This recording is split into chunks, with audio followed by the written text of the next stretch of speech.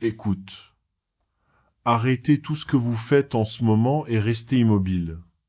Je vous parle pas à travers une chair polie ou à travers le langage répété d'un sermon du dimanche matin. Je vous parle de manière crue, directe, urgente, la façon dont un père parle lorsqu'il voit un danger approcher son enfant et veut s'assurer absolument que l'enfant entend l'avertissement avant que la menace n'arrive. Je suis Dieu.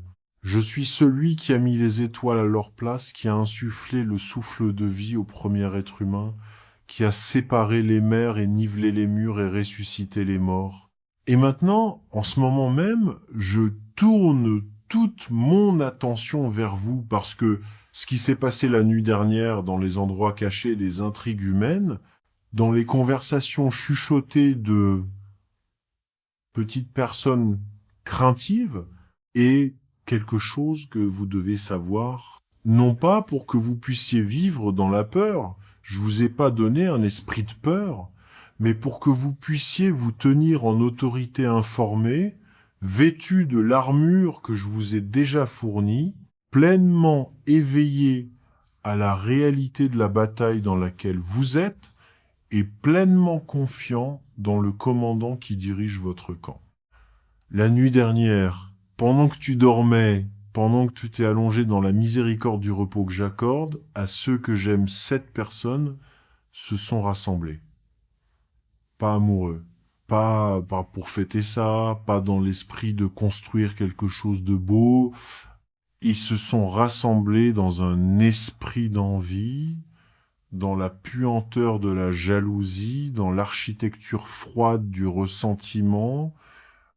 Ils se sont rassemblés à cause de vous, à cause de la lumière qui est sur votre vie, à cause de l'appel qui est attaché à votre nom, à cause du destin qui vous rend dangereux pour chaque petit agenda sombre et effrayant de votre monde. Ils ont regardé ce que j'ai construit en vous, et au lieu d'être inspirés par cela, ils ont été menacés par cela, et donc ils se sont assis ensemble, et ils ont parlé, et ils ont fait un plan pour te ralentir, un plan pour vous faire trébucher. Un plan pour voler votre paix, ternir votre réputation, bloquer vos bénédictions, brouiller vos relations et, si possible, vous faire douter du Dieu même qui vous a créé et vous aime d'un amour éternel. Et moi, le Dieu qui ne sommeille ni ne dort, le Dieu dont les yeux parcourent chaque pièce cachée et chaque réunion obscurcie, le Dieu qui entend les chuchotements, avant qu'ils ne deviennent des mots, j'ai entendu chaque mot qu'il disait. Et je te le dis maintenant, pas parce que j'ai peur de leur plan. Aucun plan formé contre vous ne peut prospérer sans ma permission. Et je n'ai pas, ne veux pas et ne peux pas donner ma permission à la destruction de celui que j'ai choisi et appelé. Je vous le dis parce que vous méritez de marcher en conscience, parce que la connaissance est un armement et parce que la révélation que je vous donne aujourd'hui est la chose même qui transformera leur plan d'armes en pierre à aiguiser quelque chose qui, plutôt que de vous abattre, vous aiguise au-delà de ce que vous pourriez devenir sans la résistance. Avant de révéler ce qu'ils avaient prévu, je veux que vous compreniez qui sont ces 7 personnes dans leur essence spirituelle, car comprendre la nature d'un adversaire est le premier principe de la stratégie divine. L'ennemi travaille toujours à travers des instruments humains des gens qui ont laissé leur cœur être occupé par l'amertume, l'envie, l'insécurité et l'orgueil. Ces 7 ne sont pas des monstres, ce sont des gens brisés qui ont fait un choix terrible la nuit dernière. Mais cassé ne veut pas dire inoffensif. Un récipient fissuré peut encore être utilisé pour transporter du poison. La première personne dans le rassemblement est quelqu'un qui s'appelait autrefois votre ami. Ils se sont assis à ta table, ils vous ont souri à travers les pièces. Ils parlaient bien de vous quand les autres écoutaient, mais quand la salle s'est vidée, quand il ne restait plus de public, cette personne a soigné une blessure de comparaison plus longtemps que vous ne savez. Chaque fois que quelque chose de bien Vous arrivez une promotion, une bénédiction, une percée, un moment de beauté dans votre vie, quelque chose en eux s'assombrissait. Pas parce que tu leur as fait quelque chose, mais parce que ta lumière leur a rappelé ce qu'ils avaient peur de ne jamais avoir. Et plutôt que de permettre à cette comparaison de les conduire vers leur propre croissance et leur propre vocation, ils ont choisi de la laisser nourrir une fin de votre diminution. Cette personne était dans la chambre hier soir. Ils ont parlé en premier.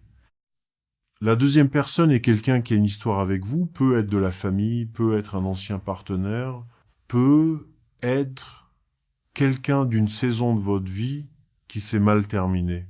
Ils portent une vieille histoire sur vous, et ils ont raconté cette histoire tellement de fois, dans tellement de versions, qu'elle est devenue plus de la mythologie que de la vérité. Ils sont investis dans la version de vous qui est imparfaite, qui est petite, qui confirme le récit qu'ils ont construit pour justifier le rôle qu'ils ont joué dans votre douleur. La pensée que tu prospères contredit leur histoire. L'idée que vous marchiez dans la victoire des Mêles, l'identité qu'ils ont construite autour de votre opposition.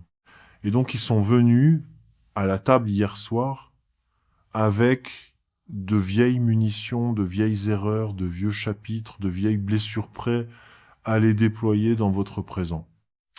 La troisième personne est quelqu'un dans votre sphère professionnelle ou communautaire, quelqu'un qui voit votre potentiel et craint ce que cela signifie pour sa propre pertinence. La compétition des talents est l'une des formes les plus anciennes et les plus destructrices de la petitesse humaine. Cette personne ne vous déteste pas personnellement. Ils vous craignent professionnellement, créativement, socialement. Ils voient des portes s'ouvrir pour vous qu'ils croient devoir s'ouvrir pour eux. Ils voient la faveur qui repose sur vous, qu'ils ont travaillé, tendu et accompli pour atteindre. Et au lieu de me demander pourquoi j'ai arrangé les choses de cette façon, au lieu de chercher leur propre chemin avec leurs propres dons, ils ont choisi l'ancien raccourci de la diminution. S'ils peuvent vous abattre, ils croient que l'espace que vous occupez deviendra d'une manière ou d'une autre disponible pour eux. Ce sera pas le cas. Mais hier soir, ils ont quand même essayé. La quatrième personne est la plus blessée de tout quelqu'un qui a été utilisé, manipulé ou recruté par les autres. Ils sont pas ici entièrement de leur propre volonté. Ils ont reçu des informations sur vous qui ont été façonnées, organisées et partiellement fabriquées pour vous faire paraître digne d'opposition. Ils ont entendu une version de votre histoire qui a été conçue pour produire du ressentiment. Cette personne, dans des circonstances différentes, pourrait en fait vous respecter. Mais hier soir, ils se sont assis à une table où les mensonges étaient servis comme vérité, et ils les ont consommés parce qu'ils avaient faim d'appartenance, faim d'être inclus, faim de se sentir comme s'ils étaient du côté gagnant de quelque chose. Je ressens de la peine pour celui-ci plus que pour les autres. Ils sont les plus récupérables.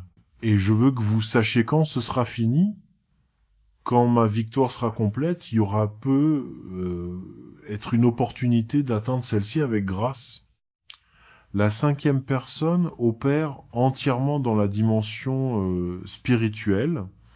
Une personne si profondément livrée à la manipulation, au contrôle et à l'obscurité qu'elle est devenue, ce que les textes anciens appellent une principauté en chair et en os, un être humain qui a invité quelque chose de bien plus sombre que sa propre ambition à occuper et opérer à travers eux. Cette personne ne vous déteste pas simplement, ils vous sont assignés. Il y a une cible spirituelle dans votre vie que cette personne sert, qu'elle le comprenne consciemment ou non. Leurs attaques ne ressembleront pas à une opposition normale. Ils seront sophistiqués, superposés et parfois déguisés en aide. Ils viendront avec des cadeaux porteurs de malédiction. ils offriront des mains de réconciliation qui atteignent réellement quelque chose. Soyez vigilants, sois sage. Je te montrerai leurs mouvements avant qu'ils ne les fassent, si tu restes près de moi. La sixième personne est quelqu'un de votre entourage immédiat, plus proche que vous ne le pensez, plus proche que vous ne le voudriez, compte tenu de ce qu'ils ont fait la nuit dernière. Cette révélation est la plus difficile pour moi à vous livrer, et je veux que vous la receviez avec force et non avec effondrement, car je ne vous dis pas cela pour vous dévaster. Je vous le dis parce que j'ai besoin que vous discerniez. La proximité immédiate donne accès, et l'accès peut être militarisé. Cette personne a partagé des informations de petits morceaux, des morceaux soigneusement sélectionnés avec les autres, pas nécessairement avec une méchanceté totale. Parfois, le traître est aussi celui qui veut être inclus, qui veut compter, qui a peur d'être laissé de côté. Mais les informations qu'ils ont fournies sont devenues une partie de la stratégie formée contre vous. Je vous demande de ne pas répondre à cela avec rage, mais de répondre avec distance, un retrait calme, pacifique et délibéré de l'accès. Vous n'avez pas à vous mettre en colère, vous n'avez pas à affronter bruyamment. Commencez simplement à partager moins. La lumière de votre monde intérieur est précieuse. Tout le monde n'a pas gagné le droit d'y marcher. La septième personne est la plus dangereuse, non pas parce qu'elle est la plus puissante, mais parce qu'elle est la plus stratégique. Cette personne vous a observé assez longtemps pour comprendre vos schémas, vos déclencheurs, vos peurs, vos endroits mous. Ils ont cartographié votre paysage émotionnel avec la précision de quelqu'un qui avait l'intention, dès le début, d'utiliser ce qu'ils ont appris contre vous. Hier soir, ils étaient l'architecte, ils ont dessiné le plan, ils ont suggéré les angles, ils ont identifié les points de pression. Ils savent que s'ils poussent ici, vous pourriez casser. S'ils chuchotent là, vous pourriez douter. S'ils arrangent cette circonstance, vous pourriez battre en retraite. Ils ont été patients dans leur planification parce qu'ils croient que la patience leur permettra de réussir. Ce qu'ils ne savent pas, ce qu'ils ne peuvent pas savoir, parce que c'est caché dans le mystère du divin, c'est que chaque mouvement qu'ils ont cartographié, chaque angle qu'ils ont calculé, chaque déclencheur qu'ils croient avoir identifié, a déjà été vu par moi. Et j'ai déjà préparé le comptoir, j'ai déjà réorganisé le terrain. Au moment où ils exécuteront leur plan, le paysage qu'ils ont étudié n'existera plus. J'ai toujours 3 coups d'avance.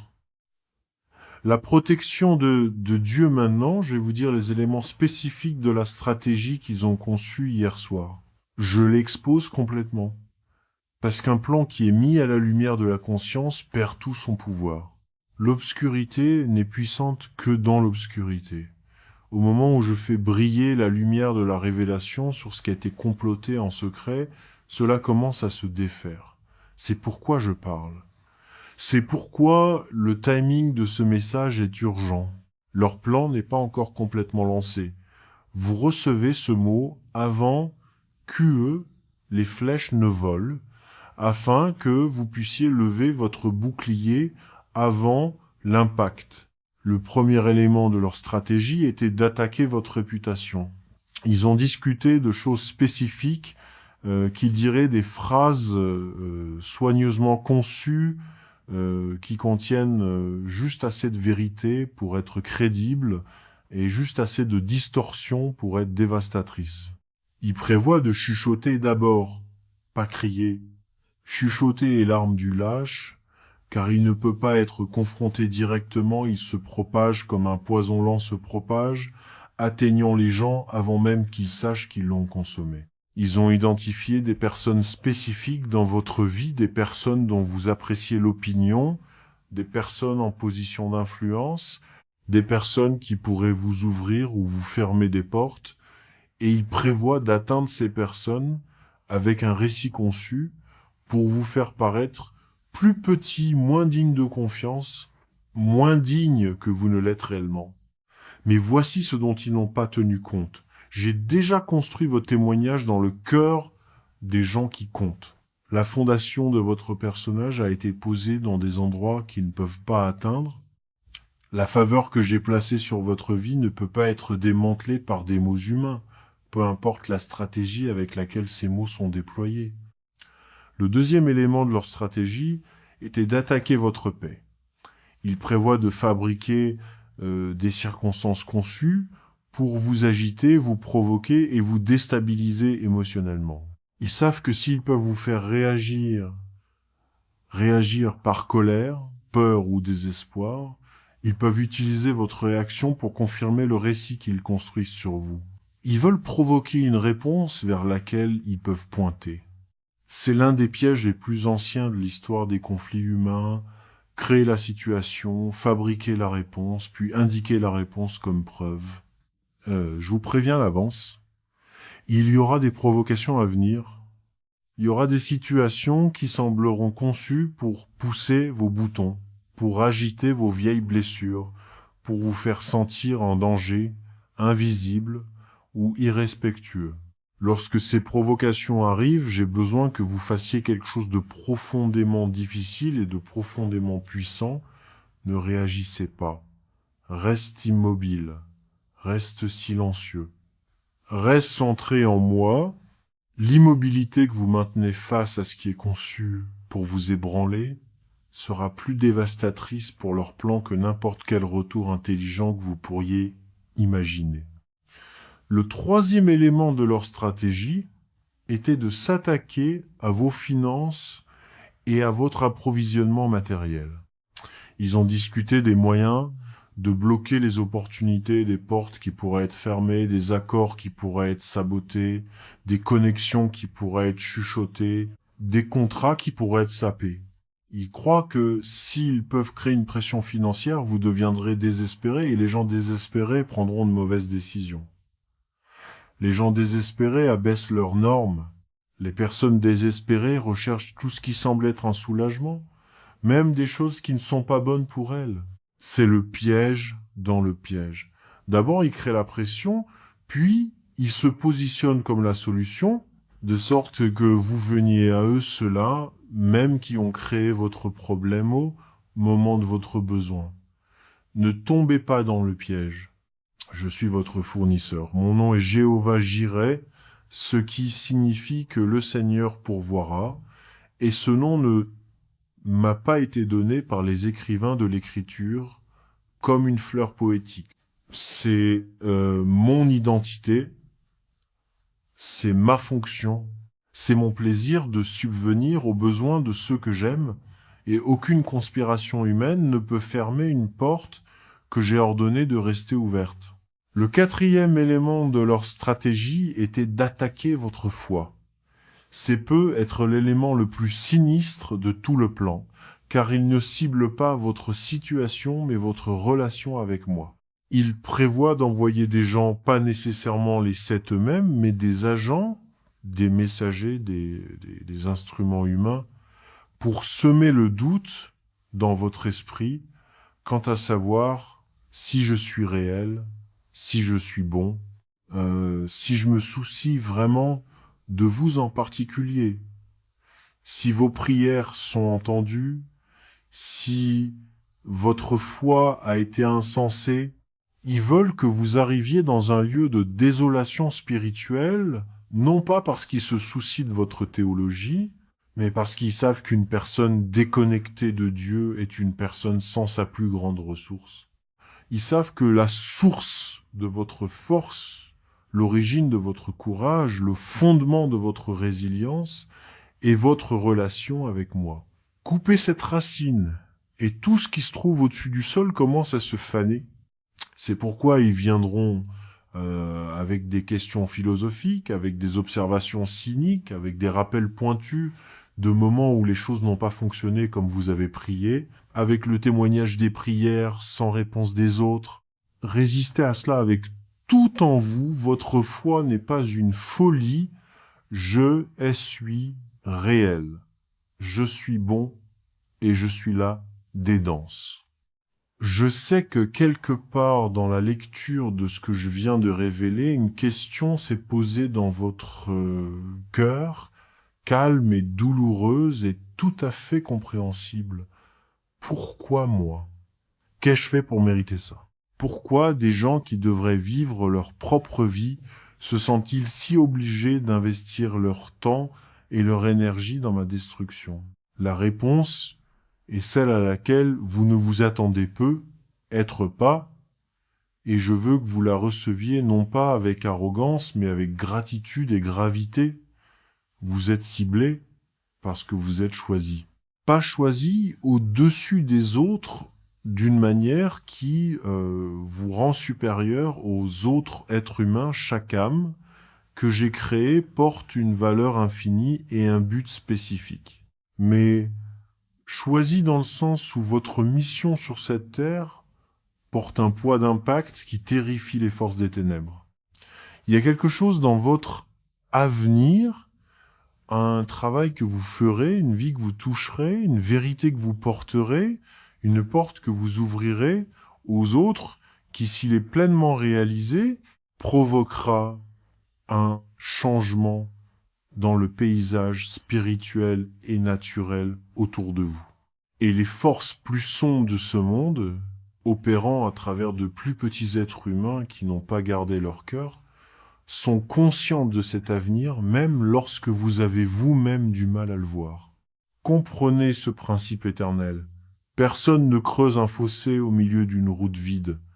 Un piège est toujours posé sur un chemin qui compte, sur une route qui se dirige vers quelque chose d'important. Le fait que ces 7 personnes se soient rassemblées dans la nuit et investi leur temps, leur énergie et leur stratégie pour essayer de vous arrêter est, à sa manière terrible, une confirmation de votre importance. Les récipients vides n'attirent pas ce genre d'opposition. Des vies sans conséquence ne génèrent pas ce niveau de résistance organisée. On vous oppose parce que vous comptez. Vous êtes ciblé parce que votre destin, s'il est atteint, sera glorieux, et la gloire a toujours des ennemis. Je veux aussi que vous compreniez quelque chose à la nature de l'envie, car l'envie est le carburant dans le moteur de tout ce qui a été planifié contre vous la nuit dernière.